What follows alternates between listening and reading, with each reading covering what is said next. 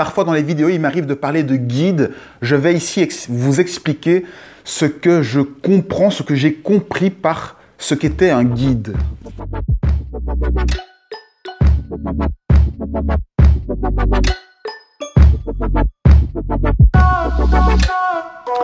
Alors, en réalité, un guide, c'est comme une sorte de parent, un parent qui est derrière vous, comme au-dessus de vous, caché, invisible, et qui a pour but de vous aiguiller, de vous aider dans la vie, mais avec des règles très précises. La règle de ce parent, c'est qu'il n'a pas le droit d'aller à l'encontre de vos croyances. Et sa deuxième règle, c'est qu'il ne peut pas influer votre libre arbitre.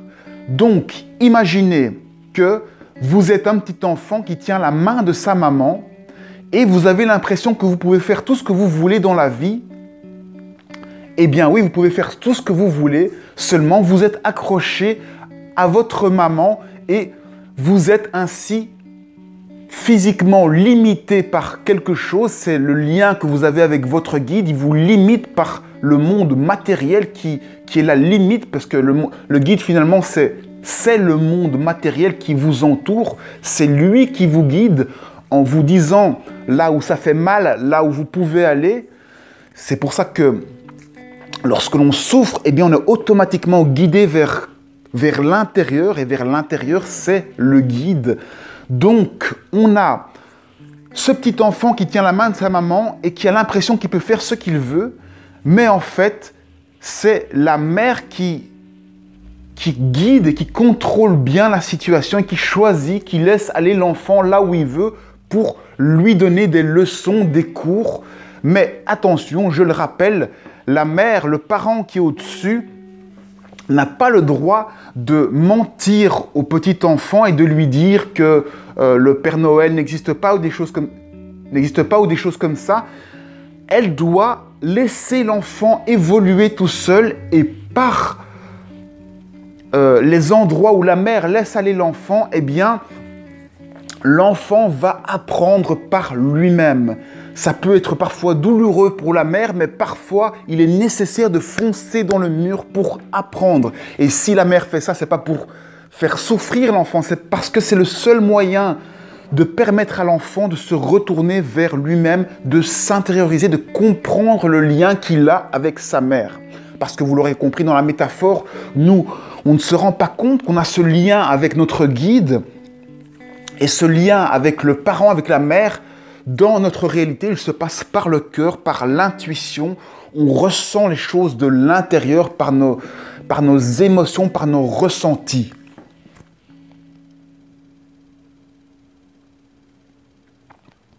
La deuxième règle importante, c'est la règle du libre arbitre. Le parent ne peut pas nous empêcher de faire quoi que ce soit dans le monde. Il ne peut pas nous brider et nous faire croire à un monde qui est autre que le monde auquel on croit. Donc ça recouvre un petit peu le fait de ne pas interférer avec nos croyances.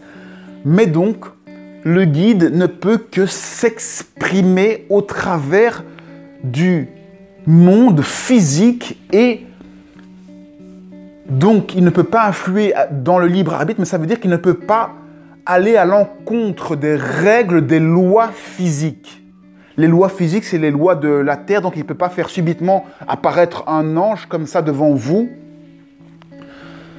tant que ce n'est pas dans vos croyances, bien sûr. Si vous croyez sincèrement aux anges et que, eh bien, vous avez plus de chances de voir apparaître un ange, si ça correspond bien sûr à la façon dont votre parent, dont votre guide veut communiquer avec vous. Bref, un guide, c'est une personne qui est liée à vous-même et qui est plus grande que vous. Si ça se trouve, c'est vous-même, mais en version plus consciente, plus grande de vous-même, et vous jouez un rôle dans un petit personnage et vous goûtez la vie telle qu'elle est avec le libre arbitre qui vous permet justement de vivre votre vie en toute en toute conscience.